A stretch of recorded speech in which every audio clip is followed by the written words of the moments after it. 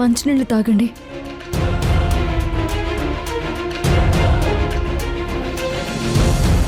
అమ్మా వసుంధరా, నువ్వేంటమ్మా ఇక్కడ?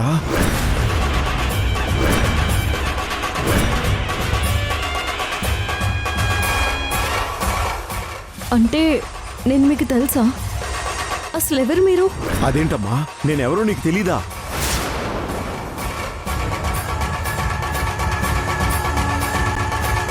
నిజంగా తెలీదండి.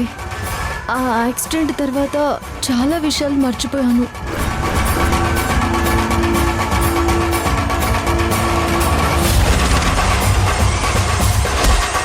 ఇంతకీ మీరెవరు?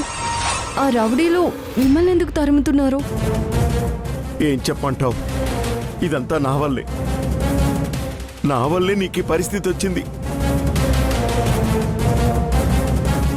ఆ యాక్సిడెంట్లో నీతో పాటు నేను ఉన్నాను. నిన్ను చంపడానికి ఆ రోజు దాసు మనుషుల్ని పెట్టి చచ్చాడు.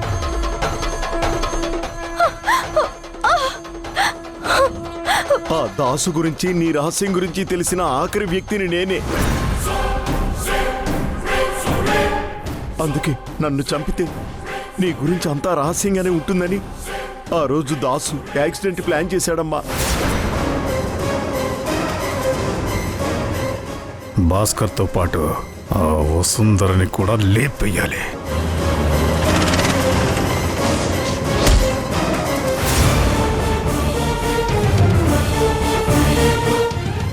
కానీ ఆ రోజు నిజం తెలుసుకుని చెప్పాలని చాలా ఆసక్తిగా వెళ్ళావు. వాడు ఆస్తి కోసం అందరినీ ఏమార్చి శవాల మీద రాజ్యం నిర్మించుకోవాలని చూస్తున్నాడమ్మా.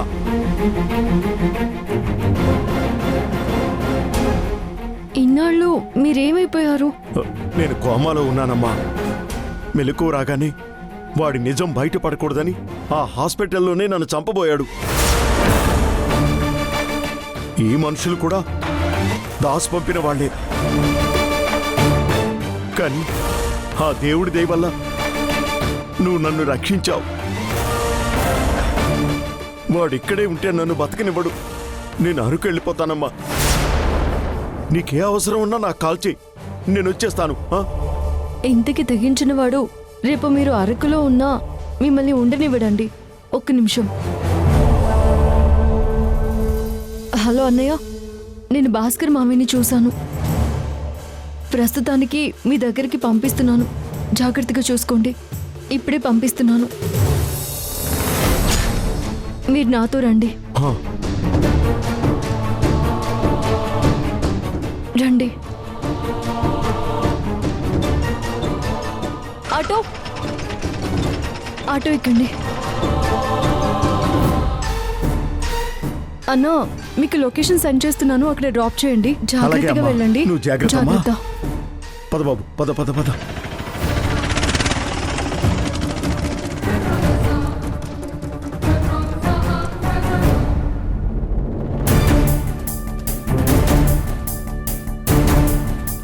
అన్నా, రోడ్ నెంబర్ 2కి వస్తారా? ఎక్కడమ్మా?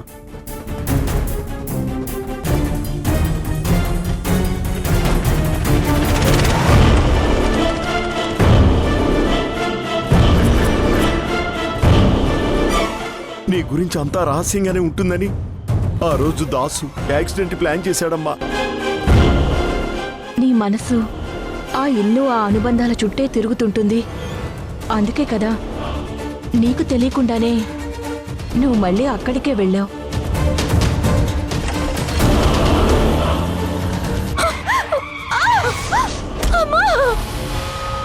ఎందుకు ఇన్ని జరుగుతున్నా, ఇంతమంది చెప్తున్నా నాకెందుకేమీ గుర్తు రావడం లేదు. ఇన్నాళ్ళు వాళ్ళు చెప్పినవి నిజమనుకున్నాను, కానీ ఇప్పుడు వీళ్ళు చెప్తుంటే నిజమనిపిస్తుంది. అసలు ఏది నిజం, ఏది అబద్ధం, ఏది నమ్మాలి, ఏది నమ్మకూడదు, ఏది మోసం, ఏమీ అర్థం కావడం లేదు. నాకు ఇవన్నీ ఎందుకు గుర్తు రావడం లేదు?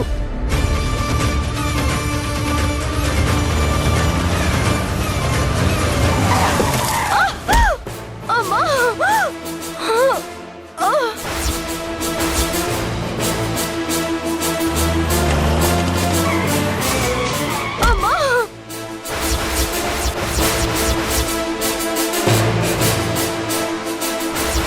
నువ్వు నందితమ్మ కూతురువి వసుంధరా. మిమ్మల్ని ఇంకా వదలను సార్. మీరు నా ప్రాణం.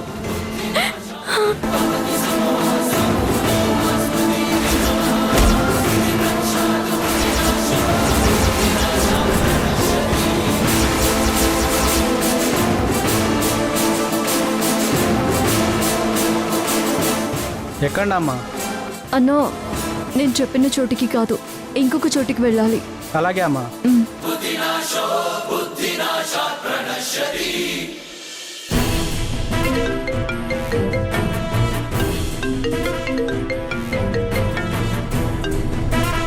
హలో ఇన్స్పెక్టర్ గారు, ఎలా ఉన్నారు? నేను మీకు చాలాసార్లు కాల్ చేశాను కానీ కనెక్ట్ అవ్వలేదు.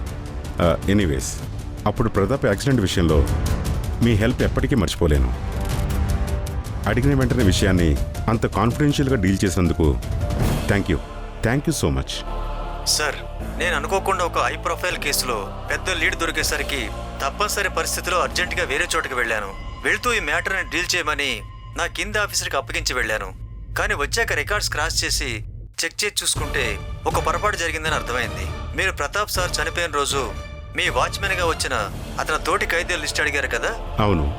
ఏదో ఒక చిన్న మిస్కమ్యూనికేషన్ వల్ల ఆ సెల్లో ఉన్న ఖైదీల బదులు పక్క సెల్లో వాళ్ళ ఇన్ఫర్మేషన్ మీకు వచ్చింది. కరెక్ట్ ఇన్ఫర్మేషన్ మీకు ఆన్లైన్లో సెండ్ చేస్తున్నాను, ఒకసారి చూడండి. ఓకే సార్, ఇప్పుడే చూస్తాను.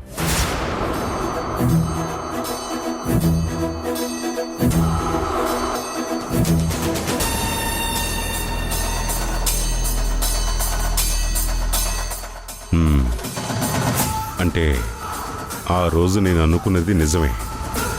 దాసే ప్రతాప్ని చంపించాడన్నమాట. ఇక వాణ్ణి వదలకూడదు. దాస్, చాలా పెద్ద తప్పు చేశావు. వెంటనే ఈ విషయాన్ని మలికకి చెప్పాలి.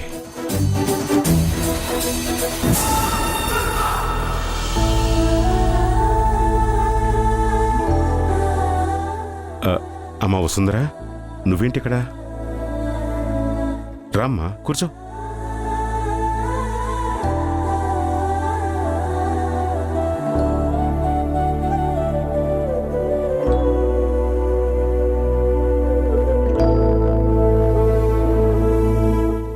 ఏమైందమ్మా వసుంధరా, అంతా ఓకేనా?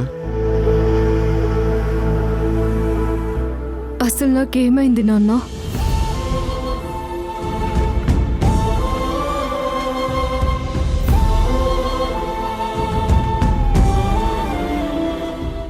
నన్ను నాన్న అన్నావో వసుంధరా? అప్పుడు పోలీసులు నన్ను జైల్లో పెట్టినప్పుడు దిక్కు తోచక నిలబడిన నన్ను నేనున్నాను అని చేయి పట్టుకొని ఇంటికి తీసుకొచ్చి పెద్ద సుడిగుండంలో ఉన్న నన్ను బయటపడేశారు.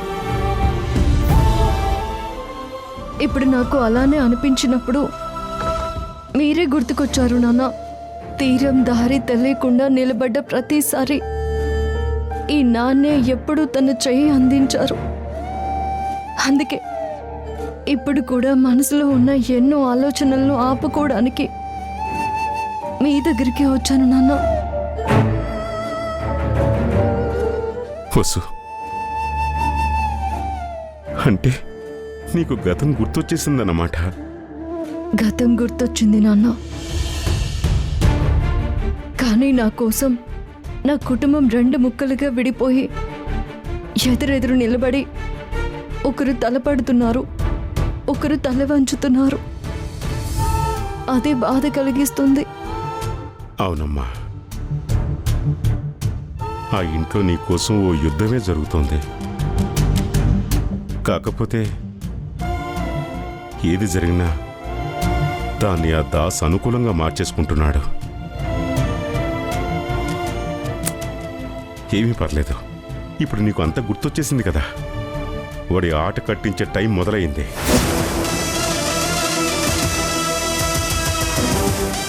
అంతేకాదమ్మా, ఇప్పుడే ఒక విషయం తెలిసింది. ప్రతాప్ చనిపోవడానికి కారణం కూడా ఆ దాసే.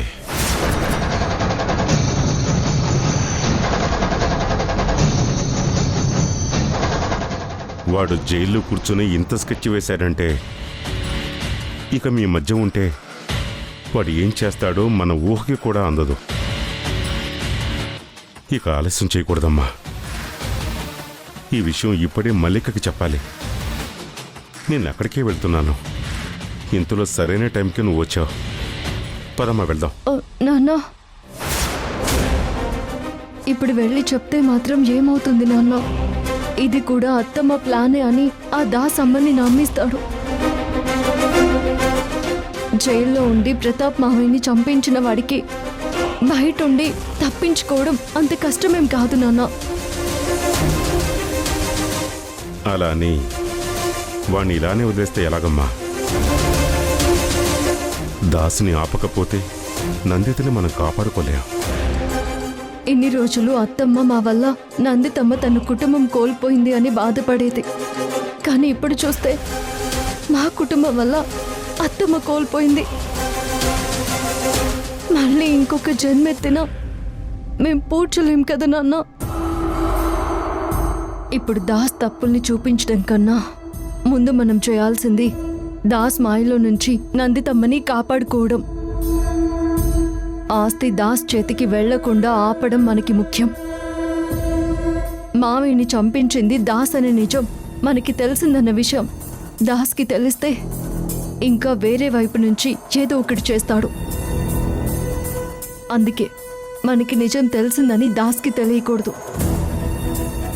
అలాగే నాకు గతం గుర్తొచ్చిన విషయం కూడా దాస్కి తెలియకూడదు. మరి ఏం చేద్దాం అనుకుంటున్నావమ్మా? దాస్కి నమ్మించి మోసం చేయడం బాగా అలవాటైపోయింది నాన్న. తన దారిలోనే వెళదాం. కూతురిగా తన వైపే ఉంటూ నా మాట వినేలా చేస్తాను.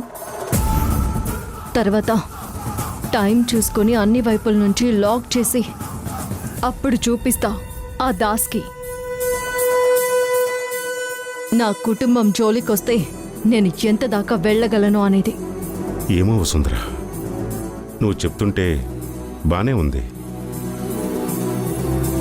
కానీ ఆ దాసిని అంత తక్కువ అంచనా వేయలేం. జాగ్రత్తగా ఉండాలి. తెలుసు నాన్న. అందుకే ఈసారి ముళ్ళుని ముళ్ళుతోనే తీయబోతున్నాను. ఆ దాస్కి పగలే చుక్కలు చూపిస్తాను. ఇది ప్రతాప్ మామయ్య మేనకోడలు వసుంధర వేస్తున్న వ్యూహం. ఖచ్చితంగా ఆ దాస్ దాంట్లోనే కాలి బూడిదయ్యేలా చేస్తాను. సరే అమ్మా, మామకి తగ్గ మేనకోడలివి, అత్తకి తగ్గ ముద్దురు కోడలివి నువ్వు. ఇంత పకడ్బందీగా ఆ దాస్ ఆట కట్టిస్తానంటే నాకు అంతకంటే కావాల్సింది ఏముంటుంది చెప్పు? అలాగే కానీ. నాన్న, గ్రీష్మ ఎలా ఉంది? కనపడడం లేదు. అమెరికాలో ఉంది వసు. నా తమ్ముడు కూతురు పెళ్ళి, అది ముందే వెళ్ళిపోయింది. నేను రేపు వెళ్తున్నాను. నీకు ఎప్పుడు ఏ అవసరం ఉన్నా నాకు కాల్ చేయి. ఫోన్లో నీకెప్పుడు నేను టచ్లోనే ఉంటాను. జాగ్రత్త అమ్మా, జాగ్రత్త. మీరు ప్రశాంతంగా వెళ్ళిరండి నాన్న. ఇక్కడ నేను చూసుకుంటాను. నువ్వు మాత్రమే ఇవన్నీ సెట్ చేయగలవు వసుంధరా. ఆ నమ్మకం నాకుంది. జాగ్రత్తమ్మా. అలాగే నాన్న, వెళ్ళొస్తాను నాన్న. మంచిదమ్మా.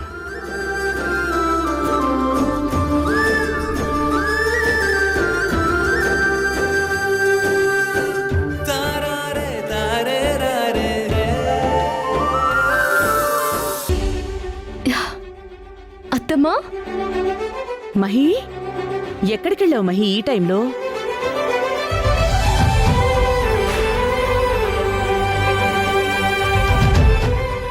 ఇంట్లో అందరం కంగారు పడుతున్నావు. అసలేమైపోయావు? అత్తమ్మా. ఏయ్, ఏయ్, ఆగవే, పడిపోతాను. మహి ఆగు, ఆగు. ఏమో అత్తమ్మా, ఈ రోజు అంతా కొత్తగా అనిపిస్తుంది. ఏంటి అది? అసలేమైంది నీకు? అత్తమ్మా, ఏదో 1000 వోల్టుల కరెంటు నాలో ప్రవహిస్తున్నట్టుగా ఉంది. నిన్ను చూస్తుంటే నాకు భయమేస్తోంది మహి. ఈ రాత్రిపూట రోడ్డు మీద ఏమైనా దిష్టి నిమ్మకాయలు ఏమైనా దాటావా? అన్నీ దాటేశాము, అన్నీ దాటేస్తాం. అయినా మల్లిక ప్రతాప్కి భయమా? ఎంతకాలం అయిందే నిన్నెంత ఆనందంగా చూసి.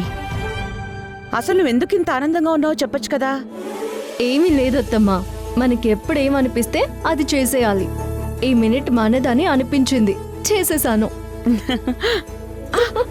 ఏయ్,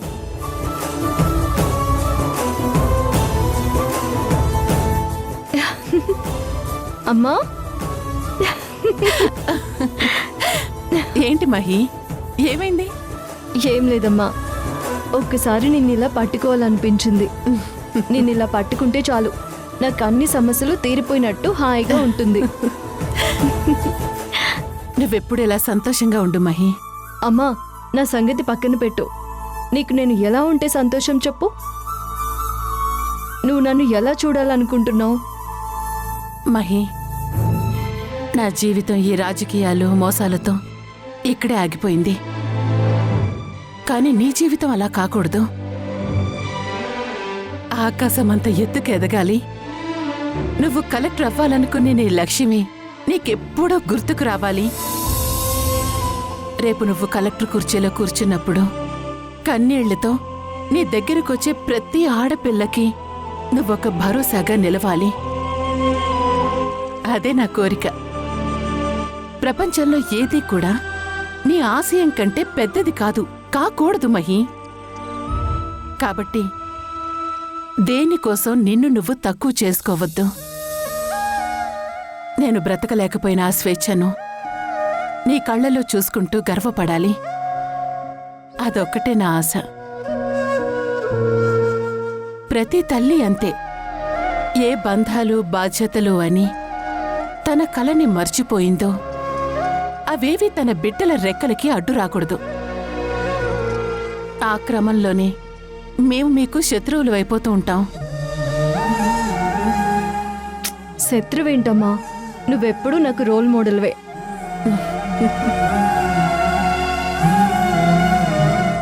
వసు, నీలో ఈ ప్రేమ మళ్ళీ చూస్తానని అనుకోలేదు.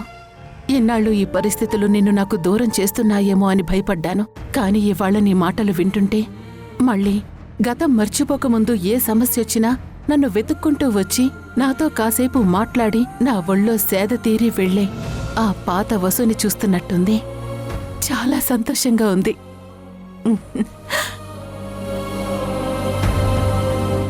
ఏం ఆలోచిస్తున్నావమ్మా?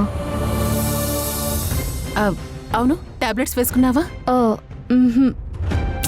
అన్ని చిన్నపిల్లలకు అందించినట్టు అందించాలి. ఉండు, వస్తాను.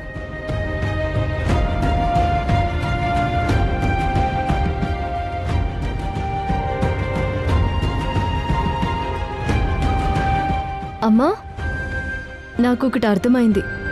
ప్రతాప్ మామయ్య ప్రేమ అంటే ఒకరిని ఆకాశంలోకి ఎగరనివ్వడం, వాళ్ళ ఉనికిని వాళ్లే ఆస్వాదించేలా చేయడం అని.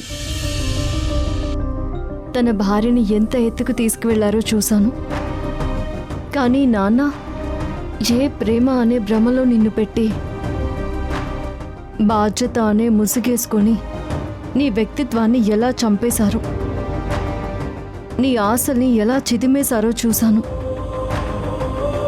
నీకు తెలియకుండానే నువ్వే మౌనంగా బలైపోయావు. గతమైపోయింది, ఇప్పుడు నా వంతు. నీ కళ్ళల్లో మళ్ళీ ఆ ప్రేమని, నీ నవ్వులో ఆ ప్రశాంతతని నేను చూడాలమ్మా. నీ కళ్ళకి నాన్న కట్టిన గంతులు విప్పి నీ కళ్ళతో ఈ ప్రపంచాన్ని మళ్ళీ చూసేలా చేస్తాను. సరే, ఇదిగో టాబ్లెట్ వేసుకో.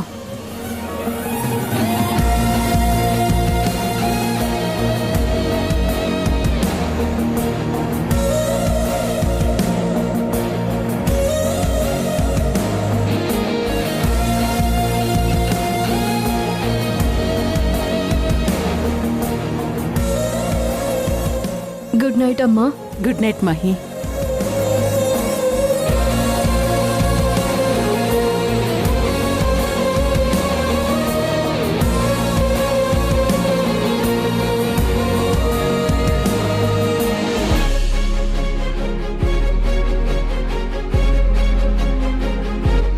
అలా రాజకుమారుణ్ణి వెతుకుతూ వచ్చి రాజకుమారి రాకుమారి ఆనందంతో అన్నాళ్ళు చూడనందుకు చాలా మిస్ అయ్యి వచ్చి రాకుమారుణ్ణి కిస్ చేసిందంట.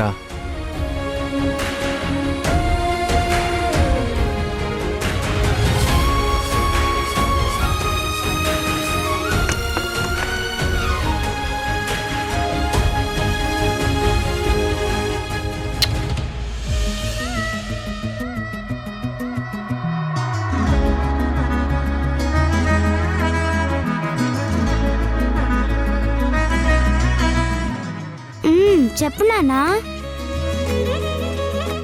ఆ రాకుమారి కిస్ పెట్టి అయ్యో ముద్దు పెట్టా. ఇలాంటి కథలు చెప్తున్నారా అంశు నీకు?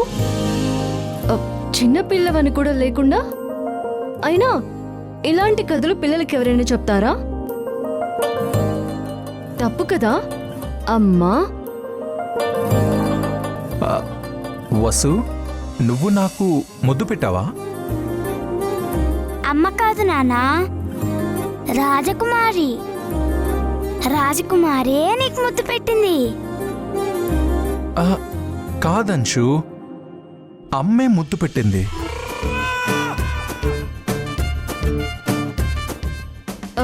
ఎందుకే పిల్లలకి ఇలాంటి కథలు చెప్పొద్దు అనేది. ఇలానే ఇన్వాల్వ్ అయిపోయి ఊహించుకుంటారు అని. అంశు, నువ్వు ఇక్కడే ఉన్నావుగా, నేను ఇప్పుడే కదా లోపలికి వచ్చాను. అవునా? నువ్వు ఎక్కువ ఇన్వాల్వ్ అయిపోయావు అనుకుంటా. అమ్మ ఇప్పుడే వచ్చింది. ముద్దు పెట్టింది రాజకుమారియే. అవును అంశు, రాజకుమారియే ముద్దు పెట్టింది. అది కూడా రాజకుమారుడికి.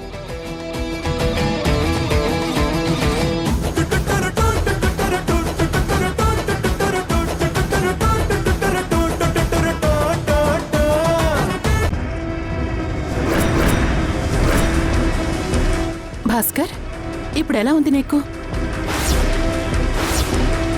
తనని ఇక్కడే ఉంచి ట్రీట్మెంట్ అంతా అయిపోయాక పంపాలని ఇక్కడికి తీసుకొచ్చాను. ఎంత ధైర్యం ఉంటే నా గురించి తెలిసి కూడా నా ఇంట్లోనే అడుగుపెట్టావు? నాకు ప్రమాదం అనుకునేవాడిని ప్రాణాలతో ఉండనిస్తానా? ఈగ కూడా వాలకుండా ఇక్కడే ఉంటారు దాస్. చూడు, అవి నీ బ్యాంక్ స్టేట్మెంట్స్, కాల్ రికార్డింగ్స్.